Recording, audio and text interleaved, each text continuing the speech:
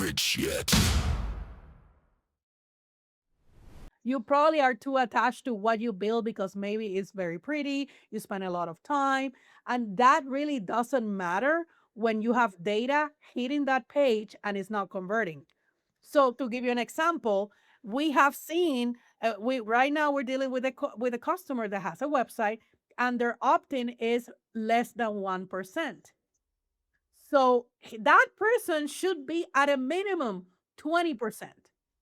So, but what happens when you actually have a website that you spend so much time into it? You think that the more time and the work and how pretty the page looks, the button that is like orange or whatever, that doesn't matter because if you know that if people are hitting that page, you need to be converting at 20%, the data is telling you this page is not working, you need to fix it.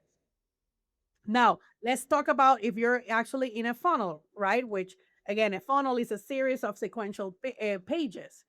If I'm this actually happened to us very recently. We have an offer and we should be seeing conversions, especially on this offer, we should be seeing at least opt-ins around the 10% because we're actually selling something here, right?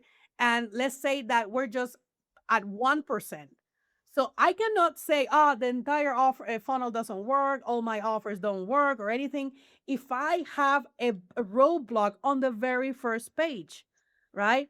So it's not like my gut feelings like, oh, I spent so much time on the copy, on the images, on the video, and it's so pretty. No, the data is telling you you need to fix page one. And as soon as we fixed it, by the way, because this happened to us, we started seeing sales that very first day as soon as we implemented the new changes. So it was basically we were stopping all the traffic. We put a brick wall into this page and nobody was going through because it was not hitting the right customer, right?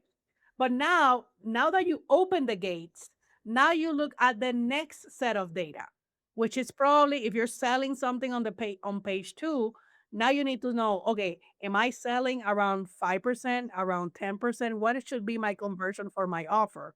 Again, that's going to depend on different factors, pricing, etc. But it's knowing exactly if the data is below what the industry standard is telling you, then you fix the next thing.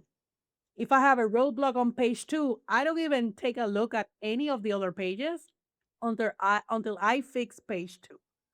And then so on and so forth, right? After you fix the first thing, is the data again is going to show you what is the next bottleneck on your process.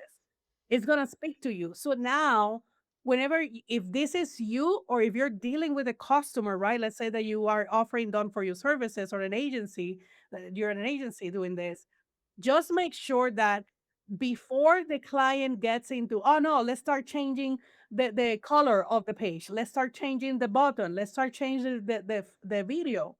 Maybe the page is actually converting at 20%. You should not touch that because they might screw up what is working. Now focus on the thing that is not working. Maybe it's not the first page, maybe it's the third page or something like that. So to remove the emotion and to remove right the gut feeling or the intuition or any of this stuff that comes in between whenever we're spending money on ads, especially, look at the data and the data is going to tell you, right? The first set of data is ads, right? If we're spending money on ads, are my metrics in the industry standard? Should I be getting this amount of clicks? So just to wrap it up, if the first data set that you need to look is okay, let me see my traffic. Let's say because we have learned on this podcast that predictable traffic comes from ads, right? So if I'm looking at my dashboard of my ads, are my metrics within standard? Am I getting a healthy click through rate? Am I getting a healthy ad spend and all that stuff, right? All of CTR, all of those numbers that you need. If they're good, then let's move to the next step. But you always should be fixing one thing at a time. Because if you fix a bunch of things, you don't even know if what you're fixing is either is going to hurt you or is going to help you, right? So the first thing is let me check my ads. Ah, is my CTR below industry ad standard? So maybe it's not even the funnel. Maybe it's the ad creative that you need to fix. Maybe the ad itself is not good enough.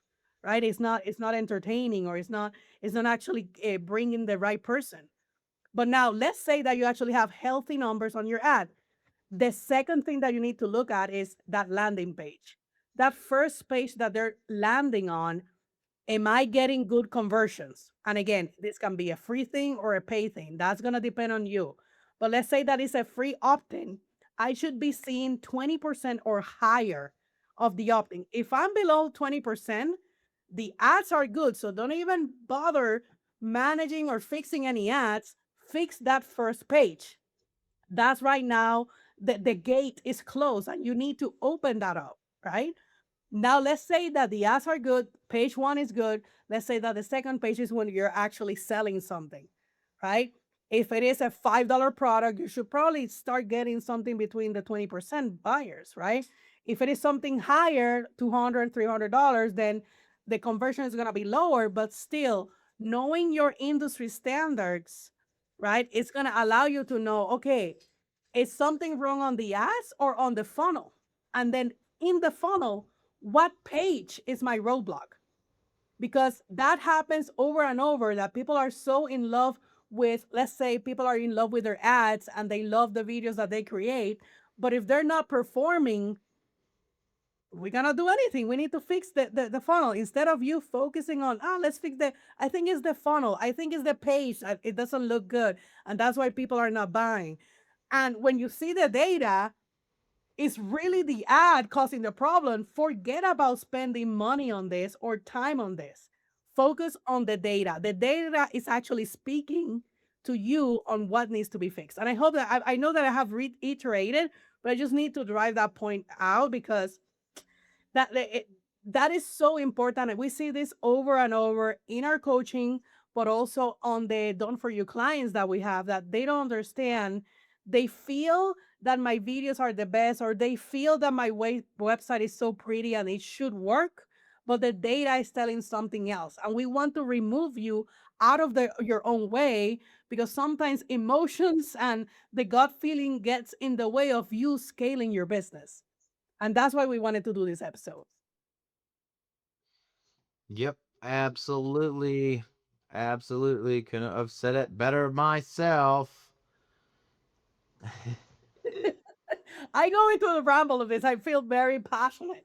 You can see that I'm very passionate about this topic, because for me, data is sexy, and data is gonna tell me exactly what I need to change, so I don't have to rely on my knowledge or my feelings or somebody else's opinion.